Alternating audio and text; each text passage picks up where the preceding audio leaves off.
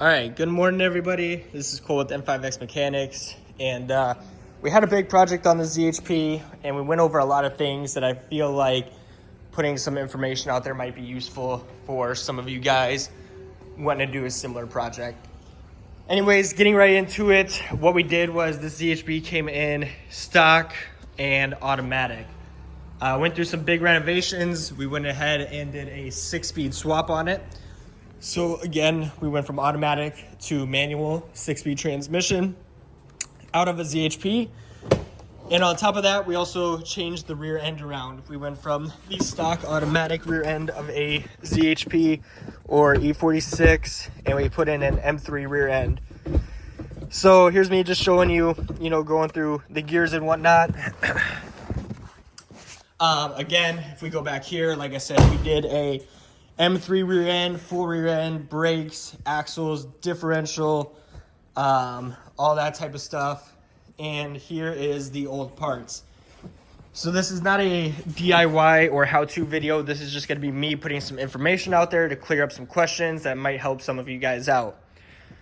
So first and foremost, let's go over some of the parts you'll need when doing a manual and rear end swap and parts you're going to get rid of. Here we have all the old parts that we're not using.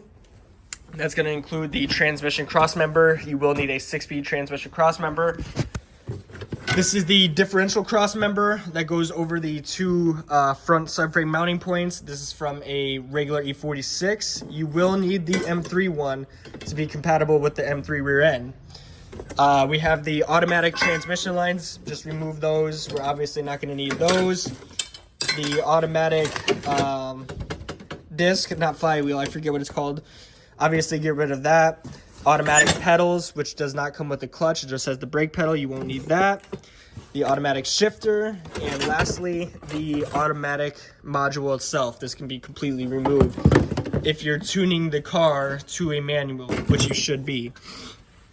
So those are all the parts we're getting rid of. All these parts are going to be replaced with manual. Obviously, the automatic shifter is going to be replaced with your manual shifter and shift boots. The pedals are going to be replaced with a manual pedal assembly, which comes with a clutch pedal, the stoplight switch, and the clutch switch. Manual transmission obviously is going to come with the flywheel and the clutch. So that's some things there. Give me 1 second, guys. I think... Oh, no, we're all good. I thought I had a customer coming in. So that's all the things that are going to be removed as far as transmission. One thing else to mention here is you're going to see I have a couple different drive shafts. One of them is from original, the automatic drive shaft. We have the ZHP 6-speed drive shaft here. But the one that you actually are going to need to run if you're doing a M3 rear end is the M3 drive shaft itself. So if you go and buy the M3 rear end, don't forget to buy the drive shaft. On top of that, if you have the subframe removed, I always like to replace the bushings. So we got subframe bushings here. We have the differential bushings here. One thing that might be worth mentioning, if you are going with poly subframe bushings, which I recommend is usually a good idea, the M3, which is in this car, and the non-M subframe have the same size differential bushings. So you don't need to buy specific M3, or sorry, not differential subframe. You do not need to buy specific M3 subframe bushings. Any subframe bushings are going to fit. They are the same size. Differential bushings, on the other hand, are not the same. They're a completely different setup. Moving on to the rear end, besides the bushings, you will go ahead and use the brake setup from the M3. So you'll have the pads, rotors, the calipers, the caliper brackets are all going to come from the M3. The brake lines are the same, so you can leave the brake lines on the ZHP. They will hook up to the M3 brake calipers. And yeah, that's all plug and play. The other thing that's plug and play is the ABS sensors. So these are the ABS sensors off the M3. They're obviously cut because whoever removed it from the donor car just cut them off. In my experience, I've heard different experiences, but in mine, I did not need to use M3 ABS sensors. I left the non-M ABS sensors plugged in, and they went right into the M3 rear end without any issues. I already drove the car. There's no ABS lights or anything like that. So hopefully that clears up some things there.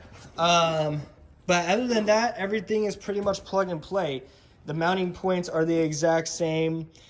For the subframe, like I said, the brake lines bolt directly up to the M calipers. The ABS goes right up to it as well. The two things you need to remember is you're going to need the M3 differential cross member bracket. And you're going to need the M3 drive shaft so it connects up to the differential, and it also has to be the same length. So yeah, hopefully that helps you guys.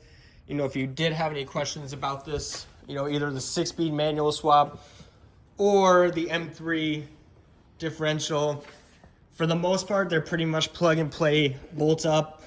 When it comes to the manual swap, I mean, if you want to do it right, you will need to code the car to a manual, which I did. That'll make sure that it runs right. There's no rev hang. You don't have any lights on the dash or anything like that. But other than that, everything is pretty much direct bolt up. I've already went out and drove this one, and everything is all good. I'll include a few extra other pictures in this video. Pictures of the M3 subframe side by side, all the drive shaft side by side, and some things like that. But like I said, I just wanted to make a quick video while I had all this stuff out here, while I had the project in, just to answer a couple questions and hopefully clarify a few things. So with that being said, guys, thanks for watching. Again, this is Cool with M5X Mechanics.